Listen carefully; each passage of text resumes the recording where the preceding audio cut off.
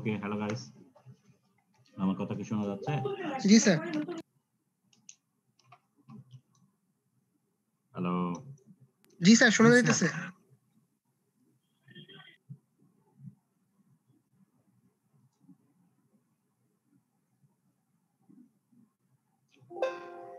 আমার কথা শুনতে পাচ্ছ তোমরা?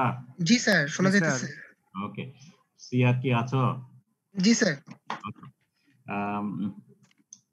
আজকে হলো শনিবার, রবি, সোম, মঙ্গল, এই 3 দিনের মধ্যে কি তোমরা আমাকে একটা ক্লাস দিতে পারো, এক্সট্রা ক্লাস? স্যার মানে সকাল 9টায় নিতে পারবেন এরকম? কোনো অসুবিধা নেই, এনি টাইম। আচ্ছা, তাহলে স্যার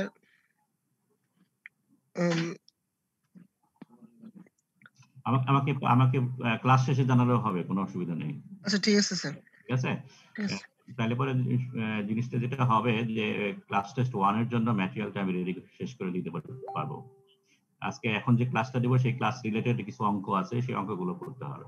ঠিক আছে, যার জন্য একটা ক্লাস করলে ভালো হয়, না হলে পরে লেট হয়ে যাবে। ঠিক আছে? জি স্যার, আমি ক্লাসের পরে জানাই দিতেছি আপনাকে। ওকে, ঠিক আছে, থ্যাংক ইউ। তাহলে আজকে লেকচার শুরু করি।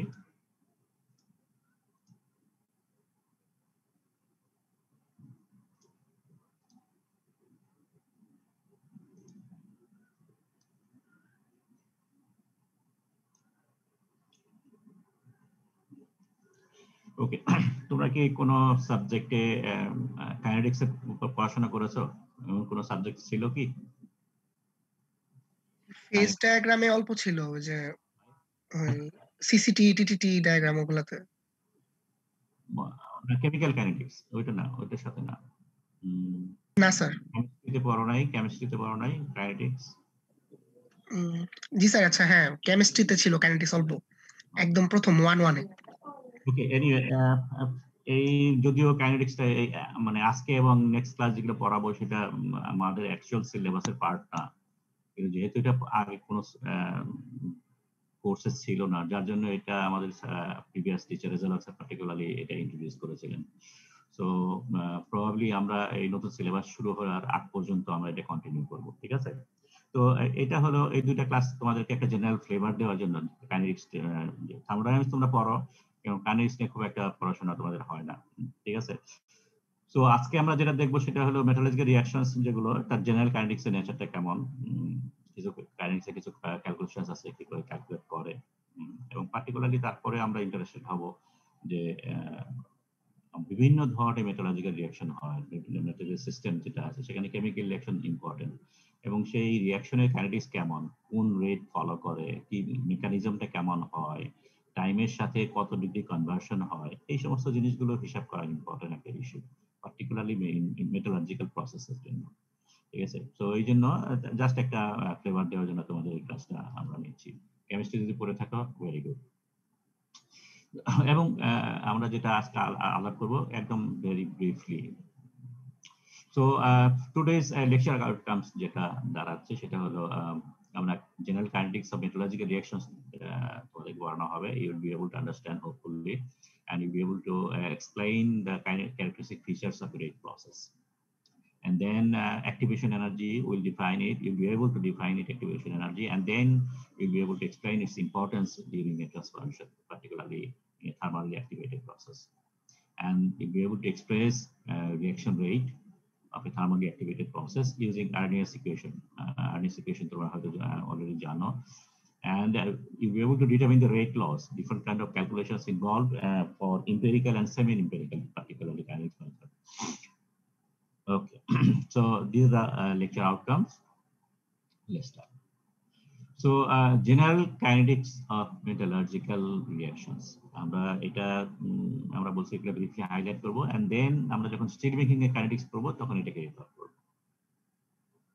ওকে, আমরা অলরেডি দেখেছি যে মেটালজিক্যাল থার্মোডাইনামিক্স সম্বন্ধে আমরা জানি, এবং এর কিছু লিমিটেশনস আছে। আমরা বলেছি যে যেহেতু thermodynamics only deals with initial and final state, and because of that সেই মেকানিজমকে এক্সপ্লেন করতে পারে না, and also time is not a variable in thermodynamics. So chemical reaction যখন আমরা স্টাডি করব তখন কত ডিগ্রি রিঅ্যাকশন প্রোগ্রেস করছে সেটা আমাদের জানা দরকার, ঠিক আছে? এবং তার জন্যই আমরা ইউজুয়ালি কাইনেটিক্স স্টাডি করি, because kinetics deals with measurements আর ইন্টারপ্রিটেশন অফ রিঅ্যাকশন রেটস। কত রিঅ্যাকশন ক্যারিড আউট হচ্ছে সেটা ডিল করে kinetics, and it determines the rate of a chemical process, কি রেটে ফলো করছে, and it describes the conditions or mechanism by which reaction can be altered. So if you know the mechanism by which a reaction is being carried out, you can able to alter it. Reaction the faster kora, reaction the slow kora, etc. If you want, you can do it. And factors such as concentration, temperature, pressure, different catalytic events. These are some variables. আমরা থার্মোডাইনামিক্সে variables পড়েছি, temperature, প্রেসারস, etcetera. এখানে variable যেগুলো সেটা হলো concentration কেমন, temperature কেমন, pressure sometimes influence করে, and catalyst অবশ্যই তোমরা জানো কেমিক্যাল কাইনেটিক্সের মধ্যে ক্যাটালিস্টের ইনফ্লুয়েন্স আছে। So this are the variables we are going to consider, so that both thermodynamics and kinetics are necessary to understand metallurgical process.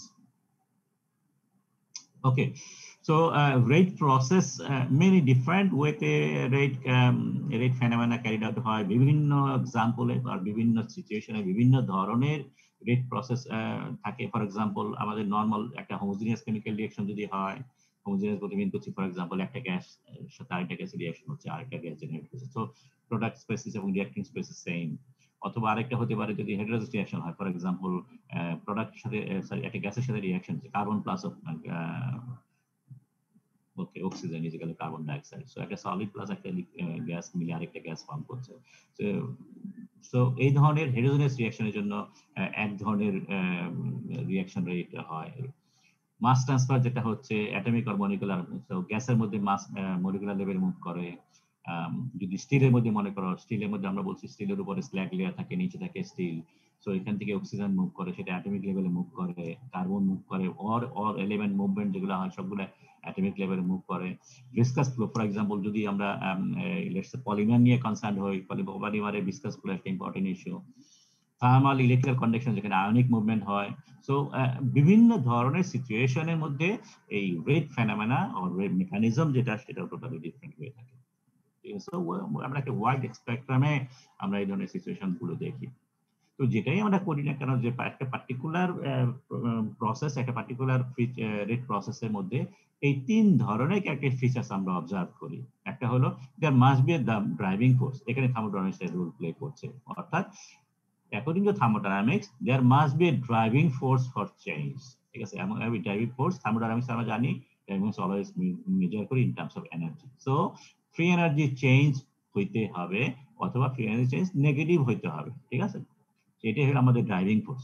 তার মানে একটা রিঅ্যাকশন ক্যারিড আউট হইতে গেলে বা একটা process carried out, rate process carried out হইতে গেলে পরে energy must be decreased, and energy আমরা ফ্রি এনার্জি হিসেবে ট্রিট করি। So this is the driving force according to thermodynamics. Second হলো যে শুধুমাত্র এই ড্রাইভিং ফোর্সেই সবকিছু হয় না।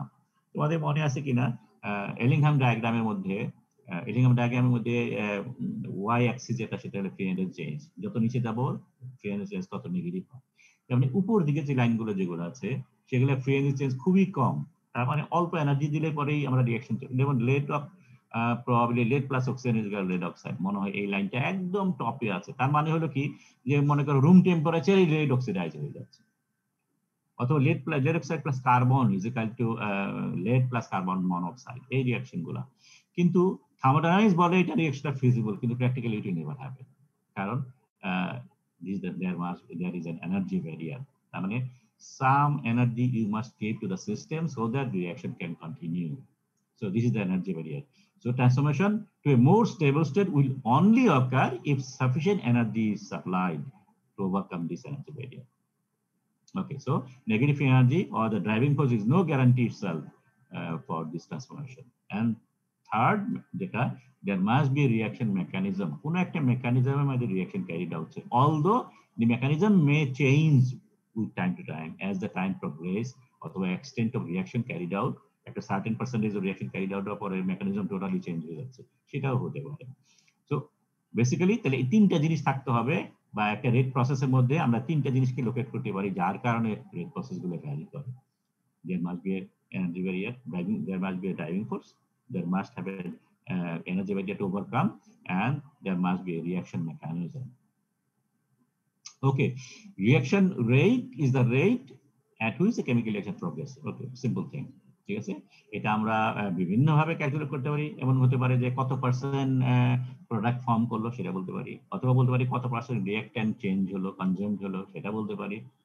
এবং এটার জন্য আমরা just simply we can monitor কত পার্সেন্ট প্রোডাক্ট আমরা হিসাব করতে চেক করতেছি, যে ইনিশিয়ালি প্রোডাক্ট দেওয়া হয়েছিল লেটস সে এত গ্রাম বা যেভাবে বলি, এত মোল যেভাবে বলি, এবং উইথ টাইম আমরা যদি এটাকে ডিটারমিন করতে পারি যে ওকে আফটার 5 সেকেন্ড এটা এতটুকু আছে, আফটার 10 সেকেন্ড এটা এতটুকু আছে, এইভাবে। সো আফটার এই মনিটরিং আমরা মেজার করতে পারি যে concentration change per unit time, so that's the rate. ঠিক আছে, সো এটার unit can be number of mole change হয়েছে পার ভলিউম পার সেকেন্ড, এই ধরনের একটা রেট আমরা ইউনিট দিতে পারি। ওকে, সো কেমিক্যাল রিঅ্যাকশন যেটা হয় আমরা দেখেছি, কেমিক্যাল ফর এক্সাম্পল এই ধরনের কেমিক্যাল রিঅ্যাকশন যদি হয় তাহলে পরে এই রিঅ্যাকশন রেট প্রসেস করে, এবং এটা যদি ক্যালকুলেট করতে চাই আমরা থার্মোডাইনামিক্সে পড়েছি, তোমরা কেমিস্ট্রিতে পড়েছো, সেটা হলো যে এই রিঅ্যাকশনের জন্য ল অফ মাস সেকশনের মাধ্যমে আমরা ডিটারমিন করতে পারি কতটুকু রিঅ্যাকশন ক্যারি করতে। আমরা যখন ইকুইলিব্রিয়াম কনস্ট্যান্ট মেজার করেছি তখন মনে আছে যে আমরা law of mass section use করেছি, এই ধরনের রিঅ্যাকশনের ইকুইলিব্রিয়াম কনস্ট্যান্ট মেজার করা যায়। So reaction rate is proportional to the product concentrations and of the concentration. তার মানে আমরা রিঅ্যাকশন রেট ডান দিকে কতটুকু যাচ্ছে অর্থাৎ কতটুকু প্রোডাক্ট ফর্ম করছে সেটা রেসপেক্টে বলতে পারি, অথবা কতটুকু রিঅ্যাকট্যান্ট চেঞ্জ সেটা রেসপেক্টে বলতে পারি। So for example, rate at which substance B is changed. So আমরা একটা রিঅ্যাকট্যান্ট চেঞ্জ হচ্ছে কত পার্সেন্ট তার রেসপেক্টে যদি রেট ক্যালকুলেট করতে চাই তাহলে পরে so dCB by dt. So concentration of B কতটুকু চেঞ্জ হচ্ছে উইথ টাইম সেটা proportional to concentration of B as well as concentration of D, যেহেতু রিঅ্যাকট্যান্টের হিসাবে চিন্তা করছি। মাইনাস সাইন অবশ্যই যেহেতু কনসেন্ট্রেশন B কমতেছে সেই জন্য মাইনাস সাইন দেওয়া হয়েছে। যদি আমরা প্রোডাক্টের রেসপেক্টে বলতাম, ফর এক্সাম্পল এম এর রেসপেক্টে যদি বলতাম তাহলে আমরা বলতাম dCm by dt is equal to K Cm উপরে small m number of moles এবং C n উপরে স্মল m, এখানে হয়ে যেত প্লাস সাইন। সো এইভাবে আমরা ওকে ইকুইলিব্রিয়াম কনস্ট্যান্ট মেজার করা সবাই দেখেছি। এই কে কনস্ট্যান্ট যেটা এটাকেই বলে reaction constant or velocity constant or rate constant. So এই জিনিসটি আমরা ক্যালকুলেট করতে চাই ডিউরিং কাইনেটিক্স, আর এগুলোতে কনসেন্ট্রেশন আছে। So this is our reaction. আমরা আলটিমেটলি দেখলাম যে আমরা রেট ক্যালকুলেট করতে গেলে পরে এই ধরনের রিঅ্যাকশন ইউজ করতে পারি। এবং এখানে আরেকটা জিনিস জানা দরকার, সেটা হলো অর্ডার অফ রিঅ্যাকশনস। তোমরা কেমিস্ট্রিতে হয়তো পড়েছো এই বি আর ডি এটা যোগফল n, সেটাকে বলে order of reaction. So it could be single order reaction. For example এখানে আমরা যদি রিঅ্যাকট্যান্টের রেসপেক্টে বলি এখানে একটা থাকবে, তার মানে এটা 1, সো দিস ইজ 1। অথবা আমরা সেকেন্ড অর্ডার রিঅ্যাকশন দুটি হতে পারে, এখানে b is equal to 1, এটার জন্য 1 এটার জন্য 1, দুটো যোগফল is equal to 1 হবে। So second order reaction. আমরা থার্ড অর্ডার রিঅ্যাকশন করতে পারি, ফোর্থ অর্ডার করতে পারি, এটসেট্রা। সো সিমিলার ম্যানারে আমরা হায়ার অর্ডার রিঅ্যাকশন গুলো জন্য ইকুয়েশন লিখতে পারি। নাও যদি এখন আবার থার্মোডাইনামিক্সটা একটু আমরা এখানে যদি ইউজ করি, যে একটা রিঅ্যাকশন যদি ইকুইলিব্রিয়াম থেকে অনেক দূরে থাকে তাহলে পরে রিঅ্যাকশনটা ফরওয়ার্ড ডিরেকশনে যাওয়ারই চান্স বেশি, কারণ প্রোডাক্ট কম আছে। সো প্রোডাক্টটা রিঅ্যাকশন মেকানিজমকে ইনফ্লুয়েন্স করার জন্য সাফিসিয়েন্টলি তৈরি হয়নি। So in that sense reaction rate যেটা যাচ্ছে সেটা ডিপেন্ড করে only on product, only on reactant. আবার বলি, আমরা মনে করো জাস্ট রিঅ্যাকশনটা শুরু করেছি, কোনো প্রোডাক্ট এখনো খুব একটা ফর্ম করেনি বা ভেরি মাইনিউট কোয়ান্টিটি ফর্ম করেছে। এই সমস্ত সেন্সে তার মানে আমার ফিনিশিং লাইন যেটা আছে বা ইকুইলিব্রিয়াম স্টেজ যেটা যেখানে আমরা অ্যাচিভ করতে যাচ্ছি সেইটুকু যাওয়ার জন্য যে রেটটা হবে সেই রেটটা তখন সোললি ডিপেন্ড করে কনসেন্ট্রেশন অফ রিঅ্যাক্ট্যান্ট, যেহেতু প্রোডাক্ট এখনো ফর্ম করেনি। সো ব্যাকওয়ার্ড রিঅ্যাকশন যেটা আমরা জানি কেমিস্ট্রিতে ফরওয়ার্ড রিঅ্যাকশনও হয়, ব্যাকওয়ার্ড রিঅ্যাকশনও হয়। সো ব্যাকওয়ার্ড রিঅ্যাকশনটা এখনো negligible. On the other hand যদি দেখি ইকুইলিব্রিয়ামের কাছাকাছি চলে গেছে, তার মানে তখন আমরা জানি যে কেমিক্যাল ইকুইলিব্রিয়াম মানে হলো rate of forward direction is equal two rate of backward direction. তার মানে ব্যাকওয়ার্ড ডিরেকশনটা এখন সিগনিফিকেন্টলি ইনফ্লুয়েন্স করে। So for a reaction close to equilibrium, the overall rate of reaction depends on rate of both forward reaction and reverse reaction. Okay, so একটা general chemical simply formula লিখেছি, just B plus D is equal to M plus N. এখানে number of moles সবগুলো 1 ধরেছি for simplicity, nothing else. So এই ধরনের একটা general chemical reaction যদি আমি লিখি, তাহলে পরে আমরা, সো দিস ইজ আর reaction rate would be equal to, again b respectively লিখেছি, minus dc by dt forward direction velocity minus backward direction velocity, এবং এটা জানি আমরা proportional to concentration of forward reactant, এটা হলো রেট কনস্ট্যান্ট, সিমিলারলি প্রোডাক্ট তাদের rate constant, এবং এই সবগুলোই সারফেস ডিপেন্ডেন্ট ফেনোমেনা, যেহেতু এখানে একটা সারফেস দেওয়া আছে, তো কত পার্সেন্ট সারফেস এখানে আছে। সো ইন্টারফেসিয়াল এরিয়া, এটা হলো রেট কনস্ট্যান্ট গুলা, এবং এগুলো হলো কনসেন্ট্রেশনস গুলা, এবং এগুলো velocity forward direction, velocity backward direction. এবং এখানে এই কে বিটাকে আমরা ইকুইলিব্রিয়াম কনস্ট্যান্ট রেসপেক্টে চেঞ্জ করেছি। আমরা জানি equilibrium constant is equal to forward direction constant divide by backward direction constant. So rate constant K যেটা, এটা ডিপেন্ড করে টেম্পারেচারের উপরে, এবং আরএনএস ইকুয়েশন সম্বন্ধে তোমাদের জানা আছে। So K forward direction, A exponential of E by minus E by R T, E হইল অ্যাক্টিভেশন এনার্জি আমরা জানি, এ হইল প্রি এক্সপোনেনশিয়াল ফ্যাক্টরস।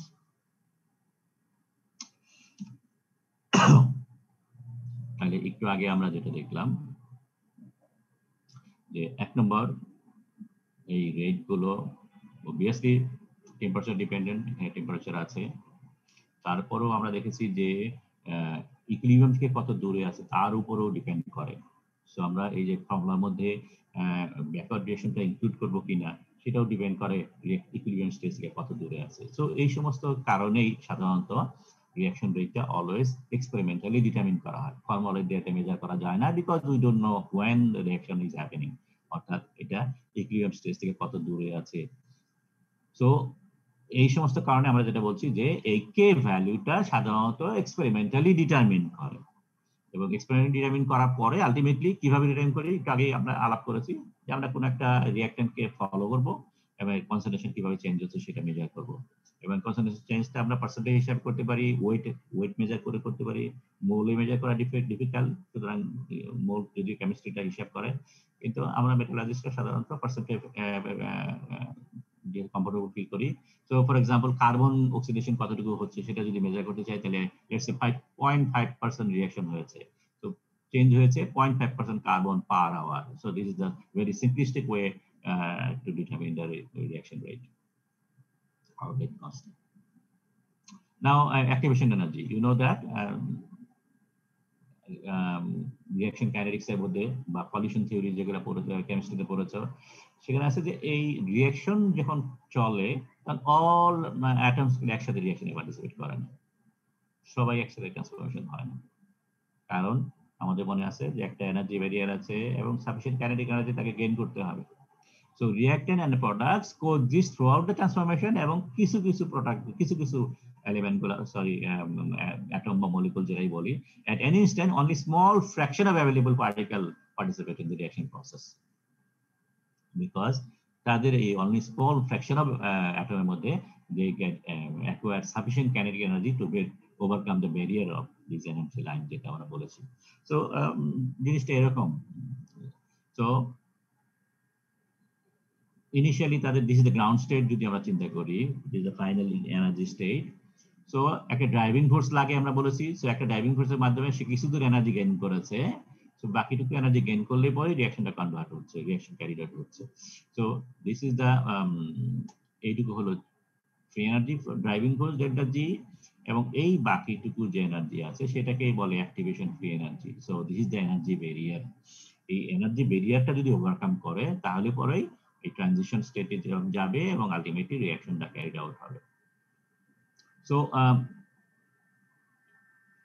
তার মানে আমাদের only those with excess free energy equal to or greater than this GA, initial stage achieve করার পরে atom গুলা যদি জি এর সমান বা তার চেয়ে বেশি এনার্জি অ্যাকোয়ার করে তখনই সেই রিঅ্যাকশন ক্যারিড আউট হচ্ছে। those with insufficient energy, okay, wait করবে until attaining sufficient energy. So this process is a thermally activated process because এই এনার্জি যে অ্যাটমগুলো গেদার করছে এটা because of thermal energy. So free energy GA আমরা জানি এটা general formula from thermodynamics. আমরা বলেছিলাম G is equal two U minus TS, that's the formula ছিল থার্মোডাইনামিক্সে। U মানে হলো ইন্টারনাল এনার্জি, S হলো এনট্রপি। তো এখানে এই ইউটাকে ইন টার্মস অফ ই তে রিপ্রেজেন্ট করেছে, যে তোমাদের সব ফর্মুলা এর মাধ্যমে আছে। সো ইটা বেসিক্যালি ইন্টারনাল এনার্জি, এবং আমরা জানি ইন্টারনাল এনার্জি কোথা থেকে এসেছে। ইন্টারনাল এনার্জি এসেছে হলো ইন্টারনাল মোশন এবং internal position of the particles. So kinetic energy, internal kinetic energy এবং ইন্টারনাল পটেনশিয়াল এনার্জি, এই দুটার যোগফল হলো total internal energy, which is EA। ঠিক আছে। সো ইন্টারনাল এনার্জি তাহলে দুইটা টার্ম আছে, একটা হলো potential energy of the particle আর একটা হলো kinetic energy of the particle, এবং these two usually independent, যেহেতু potential energy এবং kinetic energy টোটালি ডিফারেন্ট এবং ডিফারেন্ট কারণে এগুলো এনার্জিটা অ্যাচিভ করে। সো আমরা ইন্টারনাল এনার্জিটা আমরা এই দুইটাকে ইন্ডিপেন্ডেন্টলি মেজার করে ক্যালকুলেট করতে পারি।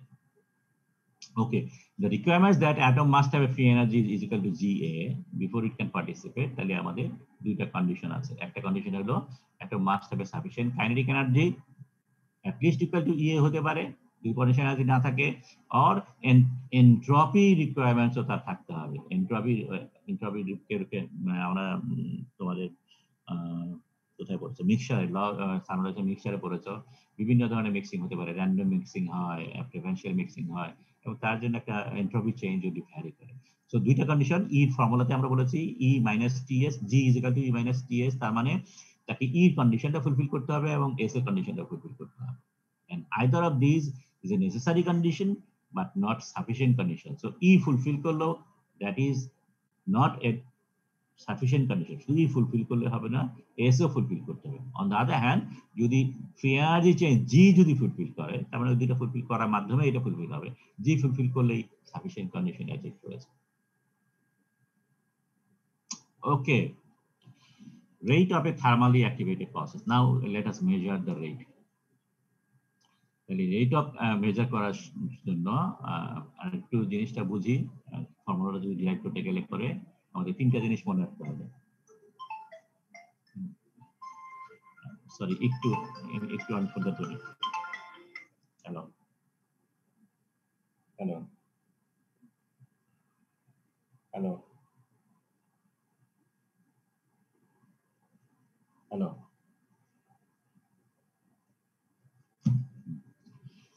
সো কলিশন থিওরি অনুযায়ী রিঅ্যাকশন যেটা হচ্ছে, the frequency with which the particles attempts to transform. ঠিক আছে। So homogeneous reaction it will equal to collision frequency। তার মানে সেকেন্ড হলো যেটা fraction of the particle initial state having sufficient kinetic energy।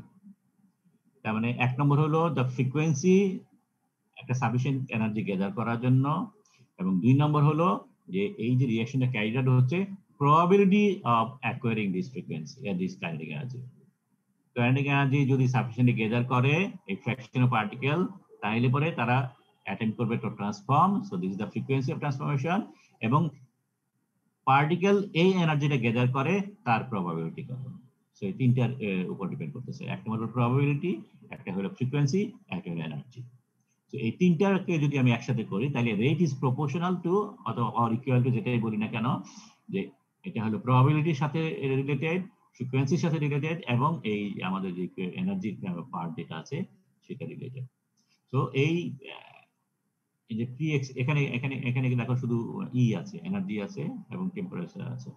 এখানে কতটুকু রিঅ্যাকশন ক্যারিড আউট হচ্ছে তার সাথে কোনো সম্পর্ক নাই। কিন্তু এই যে প্রবাবিলিটি যেটা হচ্ছে, অর্থাৎ probability of acquiring sufficient kinetic energy, এটা ডিপেন্ড করে রিঅ্যাকশন কতটুকু যাচ্ছে। ইনিশিয়াল স্টেজে হয়তো বেশি থাকে, আস্তে আস্তে এটা কমে যাচ্ছে, অথবা ফ্রিকোয়েন্সি যেটা ইনিশিয়ালি কম পরে আস্তে আস্তে বাড়তেছে। তো এই দুইটা টার্মটা ডিপেন্ড করে হলো প্রোগ্রেস অফ রিঅ্যাকশনের উপরে। On the other hand energy, তার সাথে প্রোগ্রেসের কোনো সম্পর্ক নেই। সো প্রোগ্রেস রিলেটেড আমরা একটা কম্পোনেন্ট এখানে যোগ করছি, যেটাকে বলতে হচ্ছে আলফা। এই আলফাটা হলো কত ডিগ্রি রিঅ্যাকশন ক্যারিড আউট হয়েছে, সেটা দিয়ে আমরা যদি রেটও কনসিডার করি তাহলে D alpha by DT, that's the rate, কতটুকু প্রোগ্রেস হচ্ছে উইথ টাইম। সো এইটা তাহলে আলটিমেটলি দাঁড়ায় এই আমাদের এনার্জি টার্মটা, এবং at the same time frequency এই কতটুকু ক্যারি আমরা বলি একটু আগে যেটা বললাম, যেহেতু ডিপেন্ড করে কত ডিগ্রি প্রোগ্রেস হচ্ছে তার উপরেও। সো এটাকে একটা pre exponential component, this are the pre exponential component A, আর এটা হলো এনার্জি টার্ম, এবং কত ডিগ্রি ক্যালিব্রেট হয়েছে সেটাকে আমরা ইনক্লুড করলাম এখানে। Function of alpha, function of alpha indicate করছে কত ডিগ্রি প্রোগ্রেস হয়েছে।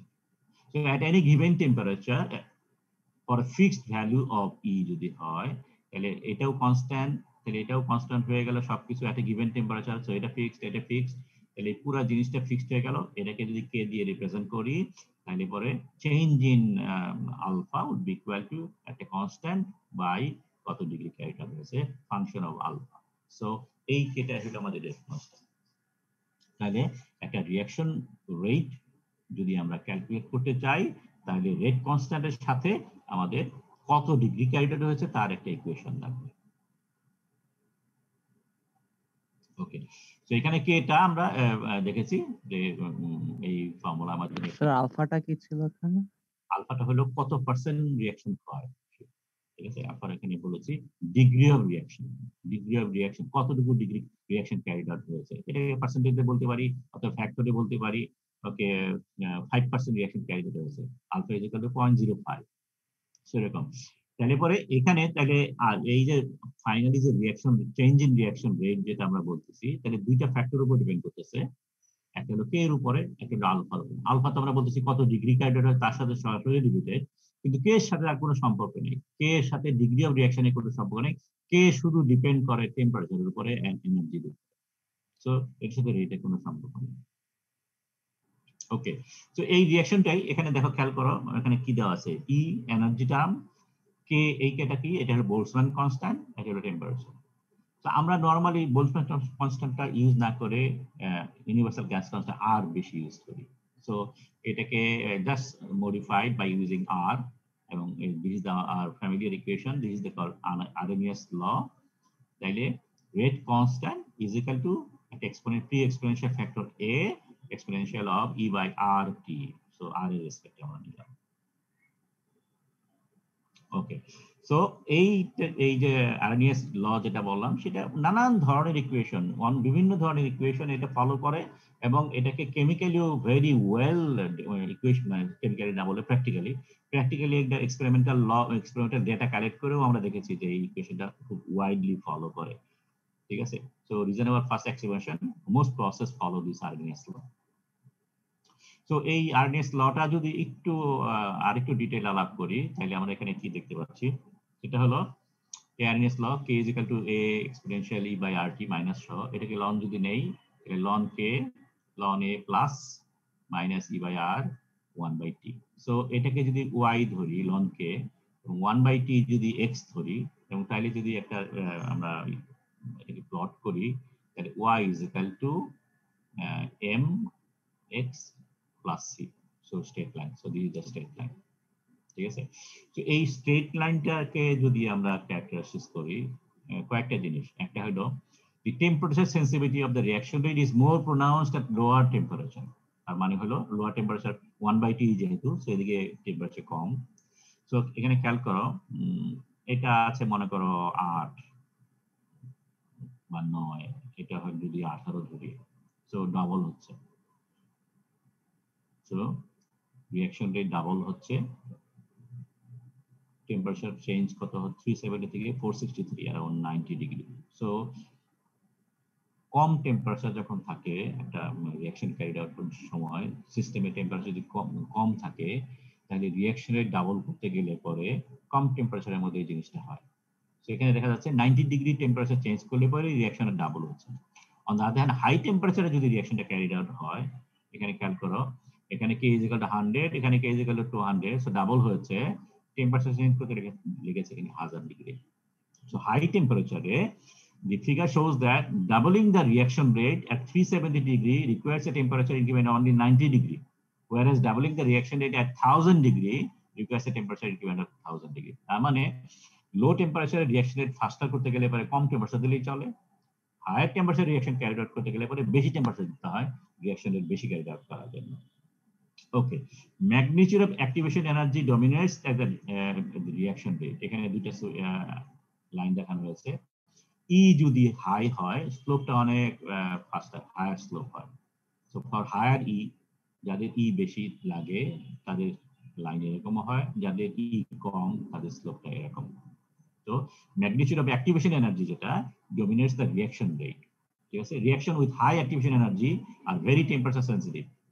টেম্পারেচার সেন্সিটিভ মানে কি, অল্প টেম্পারেচারের মধ্যে এই রেট অনেক চেঞ্জ হয়ে যাচ্ছে, আর এখানে অনেক বেশি টেম্পারেচার লাগে একটা সিগনিফিকেন্ট চেঞ্জ করার জন্য।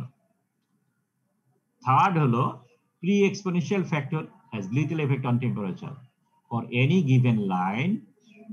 A is constant, যেহেতু এটা mx plus c, this is c, so এই c টা তখন temperature independent because it is a constant, so pre-exponential factor a তার উপর টেম্পারেচার কোনো এফেক্ট নেই। so these are the common scenario আমরা যেটা যদি এই আরএনএস লটাকে ডিটেইলি অ্যানালাইজ করি। এখন সব রিঅ্যাকশনই আরএনএস ল প্লট ফলো করে না, সব রিঅ্যাকশনই আরএনএস রেট হিসাবে আরএনএস ইকুয়েশন মেইনটেইন করে না, আরএনএস টাইপ না। বাকি যেগুলো আছে সেগুলোকে sometimes anti Arrhenius type reaction বলে। ঠিক আছে, changes in reaction mechanism with temperature. Arrhenius এর একটা পার্টিকুলার টেম্পারেচারে রিঅ্যাকশনটা প্রোগ্রেস করছে until it's continue to the end, আর অ্যান্টি আরএনএস হলো with time or with temperature mechanism change হচ্ছে। For example this one, this is called explosive reaction. তার মানে ইনিশিয়ালি কিছু স্লো রেটে হয়, তারপরে সাডেনলি রিঅ্যাকশন কমপ্লিট হয়ে যায়, so this is explosive reaction. So there are other reaction types as well. Okay. Now calculate করার জন্য যে রিঅ্যাকশন কাইনেটিক্স বা রেট যেটাই বলি বা রিঅ্যাকশন মেকানিজম যদি আমরা আমাদের জানা কেন দরকার, তাহলে পরে আমরা রিঅ্যাকশন রেট ক্যালকুলেট করা ইজি হবে। সো কাইনেটিক্স স্টাডি মেইন কথা হলো যে মেকানিজমটা কি সেটা স্টাডি করা এবং রেটটা স্টাডি করা, এই হলো দুইটা জিনিস। সো এক নম্বর হলো কিভাবে রিঅ্যাকশনটা হচ্ছে, মেকানিজমটা কি, এবং দুই নম্বর হলো এই রেট স্টাডি করা। এবং রেট স্টাডি করতে গেলে কে ইজ ইকুয়াল টু আরএনএস ল যদি ফলো করি, তাহলে ওখানে দুইটা প্যারামিটার আছে, একটা প্যারামিটার হলো এ আর একটা প্যারামিটার হলো ই। সো আমরা ফার্স্টলি মেকানিজম এস্টাবলিশ করব, কি মেকানিজমে রিঅ্যাকশনটা হচ্ছে, এবং দুই নম্বর রিঅ্যাকশন রেট কে বের করার জন্য আমাদের এ ক্যালকুলেট করতে হবে এবং ই ক্যালকুলেট করতে হবে। So this are the calculations, এবং এগুলো সামটাইমস আমরা ডাইরেক্ট ফর্মুলা দিয়ে করতে পারি যদি সিম্পল এনাফ হয় reaction kinetics. For example this one very simple general reaction, তার জন্য আমরা জাস্ট রেট হিসাব করে ডিসি বাই ডিটি এটা ক্যালকুলেট করলে আমাদের সবকিছু মেজার করা হয়ে যায়। ঠিক আছে, so this is a direct measurement যেমন সলিউশনের জন্য। কিন্তু ফর সলিড যদি করি, ফর এক্সাম্পল সলিডের সাথে গ্যাসের রিঅ্যাকশন হচ্ছে, most of the metallurgical reaction, for example carbon reaction করছে অক্সিজেনের সাথে, বা সলিড অন্য যে কোনো জিনিস, স্টিল আয়রন রিঅ্যাকশন করছে কার্বন সাথে। তো এই ধরনের সিনারিও যদি হয়, তাহলে পরে এই ধরনের স্ট্রেট ফরওয়ার্ড ডাইরেক্ট মেজারমেন্টের মাধ্যমে সম্ভব হয় না to establish either a or E or the reaction mechanism. তখন আমাদের ঘুর পথে যেতে হবে ইনডাইরেক্ট ওয়েতে, এবং এই ইনডাইরেক্ট ওয়েতে করার জন্য আমরা যেটা করি যে এম্পিরিক্যাল মেথড আছে অর সেমি এম্পিরিক্যাল মেথড আছে, ডাইরেক্ট মেথড ইউজ না করে।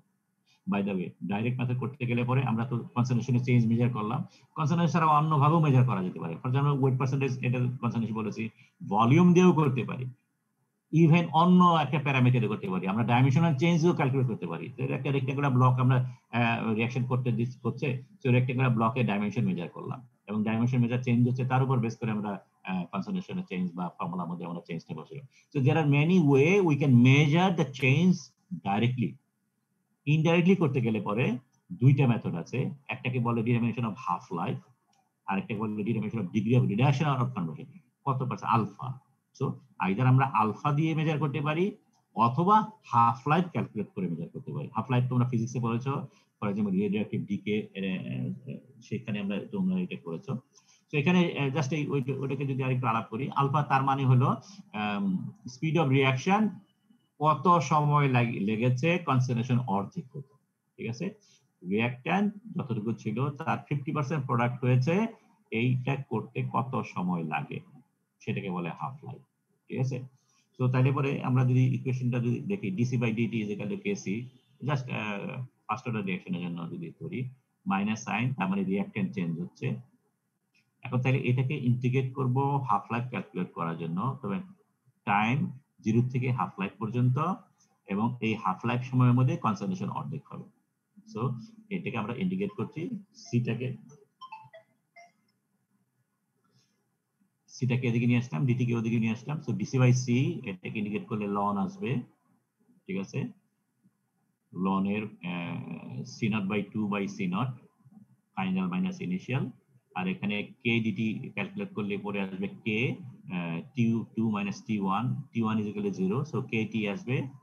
সো ওই টিটা যদি মেজার করি তাহলে কে দিয়ে এটাকে ভাগ করতে হবে, সো মাইনাস 1 বাই কে, আর এখানকার লন টার্ম যেটা আছে C naught by 2 by C naught is equal to, তার মানে 1 বাই হাফ, মাইনাসটাকে ইনক্লুড করলে পরে এটা 2টা উপরে চলে গেল। সো বেসিক্যালি তাহলে ln 2 by K, this is the formula. এবং লন 2 ভ্যালু যদি আমরা এক্স্যাক্টলি বসিয়ে দেই তাহলে এবারে so T 0.5 would be equal to 0.693 by k. This is the simple formula. So half life আমরা ক্যালকুলেট করতে পারি এবং হাফ লাইফ ক্যালকুলেট করে আমরা কে ক্যালকুলেট করতে পারি, ভেরি ইজি। এবং এটা এখানে ইনিশিয়াল কনসেন্ট্রেশনের কোনো সম্পর্ক নাই, কারণ এখানে কনসেন্ট্রেশন কোনো টার্মই নাই, জাস্ট একটা কনস্ট্যান্ট আছে 0.693। So that's very easy to calculate, যে কোনো সময় তুমি ক্যালকুলেট করতে পারবা, জাস্ট তুমি যদি কে ক্যালকুলেট করতে পারো, সরি তুমি 0.5 যদি জানো তাহলে তুমি কে ক্যালকুলেট করতে পারবা স্টেট ফরওয়ার্ড। এবং এগুলা বিভিন্ন ধরনের সিস্টেম এটা ফলো করে, প্রথমত রেডিওঅ্যাক্টিভ ডিকে আছে, ডিকম্পোজিশন অফ মেনি প্রোডাক্টস, এই ধরনের মেকানিজম ফলো করে। একটা এক্সাম্পল এখানে আমরা দিচ্ছি to understand. For example, a certain reaction proceeds through first order kinetics. Okay, the half life of the reaction is 180. What percentage of the initial concentration remains after 900 seconds? ঠিক আছে, so এখানে আমাদের formula জানা আছে যে t 0.05 is equal to একটা factor divide by k। So firstly আমাদের কেটা আমরা বের করি, এই ফর্মুলাতে একটু খেয়াল করো। তোমাদের যে বাই দ্য ওয়ে তোমরা তোমাদের বইটা পেয়েছিলে কি? স্যার ওকে, ওই বইয়ের মধ্যে এই ফর্মুলাটার মধ্যে একটা ভুল আছে। ফর্মুলা দিয়েছি কিন্তু এখানে 180 না দিয়ে এখানে 900 সেকেন্ড ইউজ করা হয়েছে, কিন্তু এই ভ্যালুটা ঠিক আছে। সো এটা আসলে হবে 180, কারণ 180 তে হাফ লাইফ হয়। সো হাফ লাইফ ভ্যালুটা তখন 180 হবে। তো 0.693 ডিভাইড বাই 180 সেকেন্ড আছে, তো এটা ইউনিট হবে K is equal to per second. So এই কে যদি বের করি, এখন আমরা আমাদের ফর্মুলা যদি ইন্টিগ্রেট করি, ইন্টিগ্রেট করার সময় আমাদের ইনিশিয়ালি হলো T0 থেকে 900 এবং C0 থেকে এনি কনসেন্ট্রেশন C, ঠিক আছে। what percentage of initial concentration remain, what percentage of initial concentration কত সেটা বলা যায়, কত পার্সেন্ট কমপ্লিট হয়েছে। সো ইনিশিয়ালি যদি C নট ধরি তাহলে C তে গেল এবং C তে যাওয়ার জন্য সময় নিল 900। এখন এই ভ্যালুগুলো জাস্ট ইন্ডিকেশন করি, ln C by C naught minus k into 900 minus 0, k এর ভ্যালু একটু আগে ক্যালকুলেট করেছি।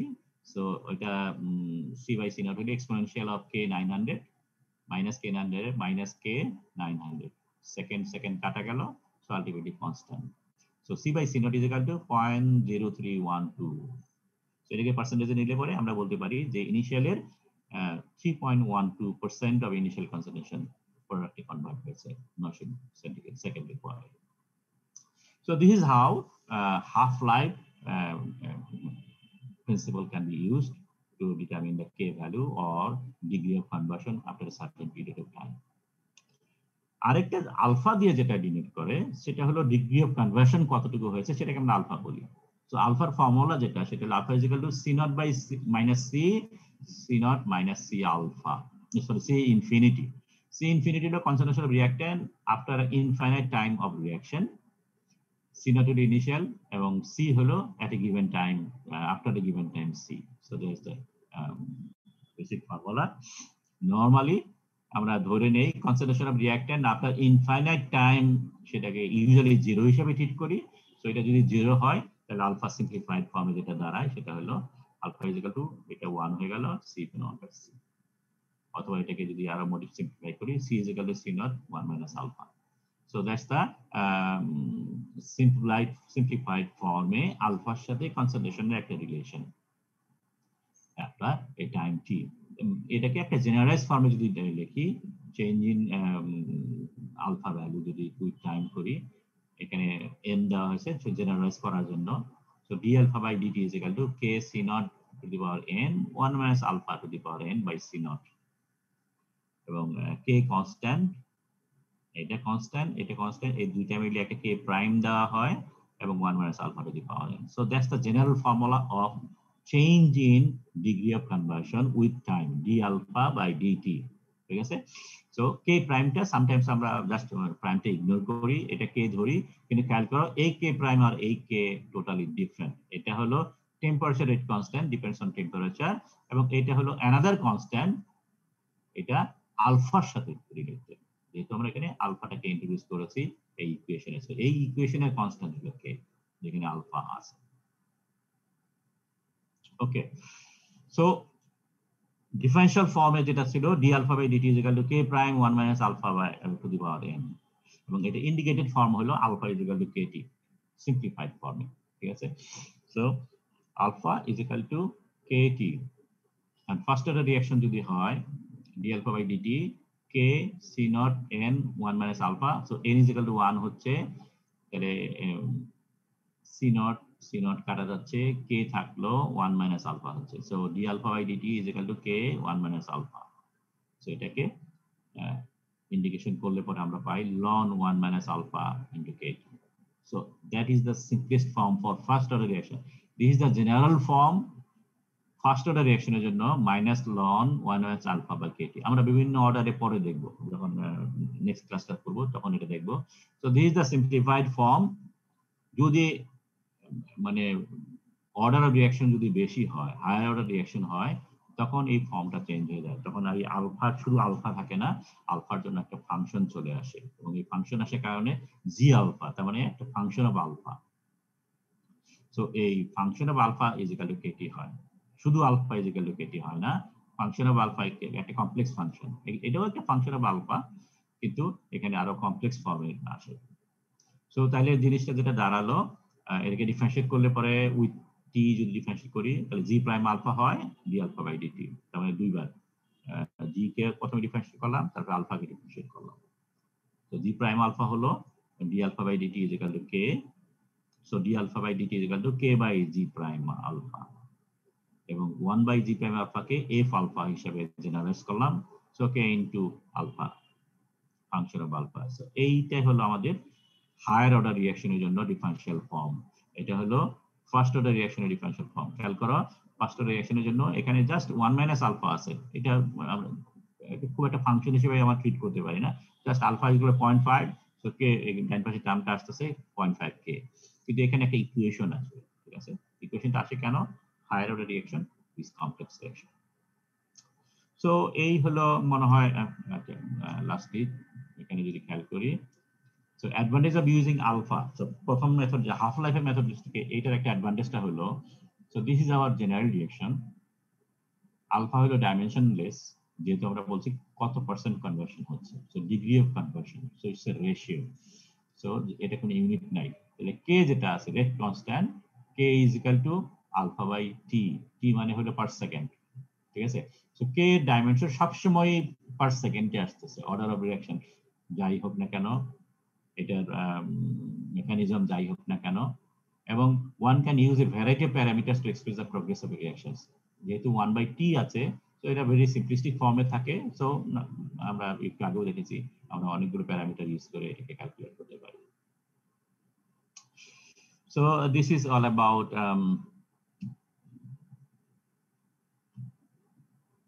আমাদের আজকের লেকচার। আমি যদি শেয়ারটা বন্ধ করি, সো তাহলে যদি সামারি করি, আমরা আজকে দেখতে চেয়েছি স্টিল মেকিং এর কাইনেটিক্স পড়ার আগে আমরা জাস্ট কাইনেটিক্স নিয়ে, জেনারেল মেটালজিক্যাল কাইনেটিক্স নিয়ে একটু আলাপ করলাম। তো জেনারেল কাইনেটিক্সটাকে কেন দরকার, আমরা বলেছি যে thermodynamics alone cannot decide how reaction is occurring, kinetics লাগে, because time is a factor. Reaction carried out করার জন্য সময় একটা important issue, and also mechanism and an important issue. সময় এবং মেকানিজম কোনোটাই থার্মোডাইনামিক্সের মাধ্যমে পড়া যায় না, so we need chemical kinetics.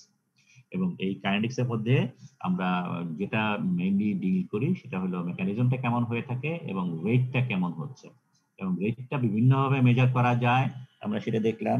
এবং ফাইনালি আমরা বললাম যে একটা কেমিক্যাল রিঅ্যাকশন রেট যদি প্রসিড করতে হয় তাহলে তার তিনটা প্যারামিটার, তিনটা ক্যারেক্টারিস্টিক্স ইম্পর্টেন্ট। এই তিনটা প্যারামিটার ফুলফিল করতে হবে। এক নম্বর হলো যে একটা ড্রাইভিং ফোর্স লাগবে, দুই নম্বর হলো একটা সাফিসিয়েন্ট এনার্জি ব্যারিয়ার আছে সেটাকে ওভারকাম করতে হবে, এবং তিন নম্বর হলো একটা মেকানিজমের মাধ্যমে রিঅ্যাকশনটা ক্যারি আউট করতে হবে, যদিও mechanism May change with time, ঠিক আছে, অর ডিগ্রি অফ প্রোগ্রেস।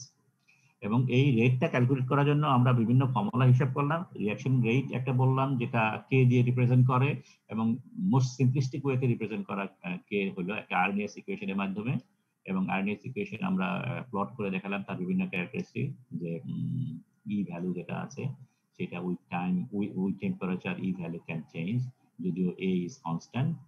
এবং first order reaction, second order রিঅ্যাকশনের জন্য এই মেকানিজম এবং ই ভ্যালুটা ক্যালকুলেট করার জন্য আমরা আইদার ডাইরেক্টলি ক্যালকুলেট করতে পারি, জাস্ট সিম্পলি কনসেন্ট্রেশন ফলো করে রিঅ্যাকশন হচ্ছে, আমরা we follow the concentration of A reactant or product, এবং আফটার সার্টেন টাইম কত পার্সেন্ট চেঞ্জ হলো সেটা দিয়ে সরাসরি ডাইরেক্টলি মেজার করতে পারি।